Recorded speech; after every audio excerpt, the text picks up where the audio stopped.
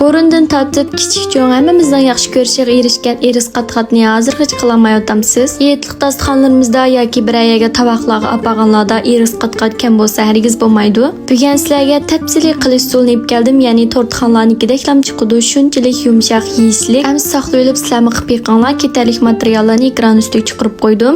Avval pakiz desimizga seriq may, suvdani silib tadanchi bilan ko'ptirib olamiz. Undan keyin shakarimizni silib, seriq may bilan shakar aralashib olgandan keyin ustiga 4 ta tuxumimizni chiqib olamiz. Chiqib bo'lgandan keyin yana o'xshash tadanchimiz bilan shakari erigicha pakiz ko'ptirib olamiz.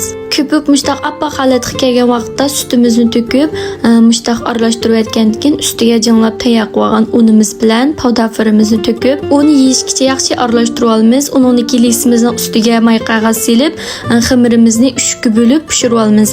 Mushtaq bo'lib olgandan keyin xamirimizni lisimizni mushtaq 4 tarafiga yaxshi yeyishtirib tashkilab, qizitib olgan duxovkamizga silib, asti 170 gradusda 15 minut atrofida pishirib olsanglar bo'ldi. Mushunda qizarib chiqdi, shunchalik yumshoq chiqibdi. Endi qapqagan 2 qitimli xamirimizni o'xshash holatda tashkilab pishirib olamiz.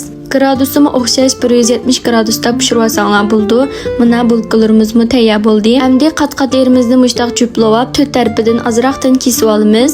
Kesib olgan 4 cho'risini yili ishlatimiz jumu ap qo'sanglar bo'ldi. Kesib olgandan keyin birinchi qavat qatqitimizni qo'yib, ustiga mushnondek iris surkib olamiz. Birinchi qavatini surkib olgandan keyin ikkinchi qavatli qatqitimizni qo'yib, yana o'xshashlar ustiga irisni ham yerga tekshi surkib olamiz. Undan keyin eng ustidagi qatqitimizni qo'yib, yana o'xshashlar iris surkib olgandan keyin abay kesib etilgan 4 cho'risini mushnondek uvab, ustiga tekshi chechib olsak, qatqitimizni tayyor bo'ldi. Bir ayalarga borgan vaqtlarda mushnondek o'ydilam qilib tovoq qilsanglar, shunchalik chiroyli chiqdi, ham ishonchli bo'ldi.